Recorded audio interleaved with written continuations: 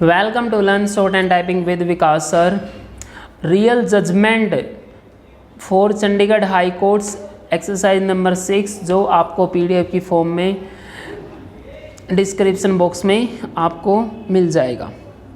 608 words आपके @100 to 120 word पर minute की स्पीड रहेगी with fluctuation. So be ready, start.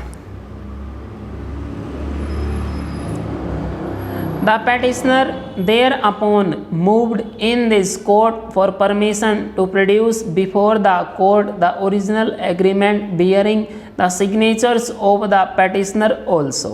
The said application was allowed on 21st May 2008. This court directed the respondent to file an affidavit clarifying its stand on the pleading of the petitioner of the agreement having been acted. The respondent thereafter filed an additional affidavit under section 340 of the CRPC. In the additional affidavit, while admitting the transactions with the petitioner, it is stated that the same were on the basis of invoices raised by the petitioner on the respondent and which did not contain an arbitration clause and contain clause regarding jurisdiction of Mumbai. The senior counsel for the respondent has urged that though the petitioner did not return the signed agreement, but the parties nevertheless proceeded to transact business. The application under section 340 of the CRPC has been filed on the ground that while the stand of the petitioner originally was that the copy of the agreement filed along with the petition was the only copy available with it, the signed copy having already been forwarded to the respondent, the petitioner forget the agreement subsequently filed and bearing the signatures of both the parties.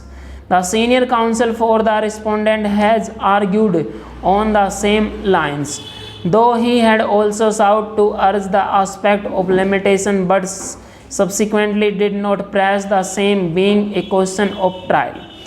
By the present petition, the petitioner has sought recall of lookout circular and red corner notice issued by Delhi Police and Interpol against the petitioner, alleging that LOC and RCN were issued in arbitrary and malified exercise of power by the respondent.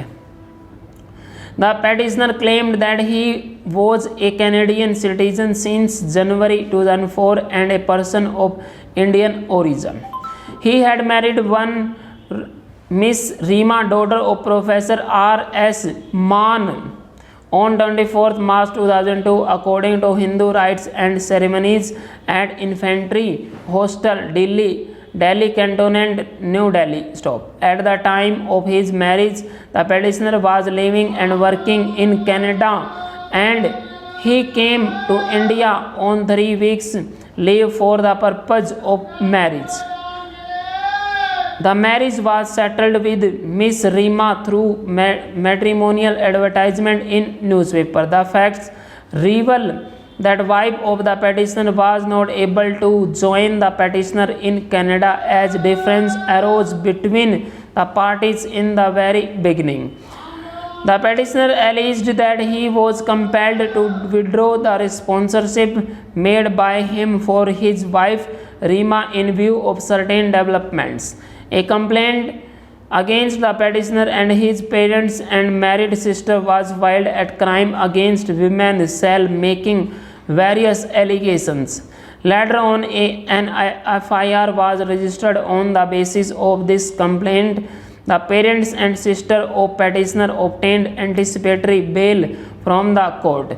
Since petitioner was in Canada, he could not be arrested by the police. Additional Deputy Commissioner of Police wrote a letter dated 27th May 2003 to Foreigners Regional Registration Office for opening LOC against the petitioner. This letter annexed with the petition shows that Additional DCP asked FRRO to open an LOC against the petitioner at all India basis because of FIR under section 498A/406 of IPC registered at police station Alipur, Delhi. Stop.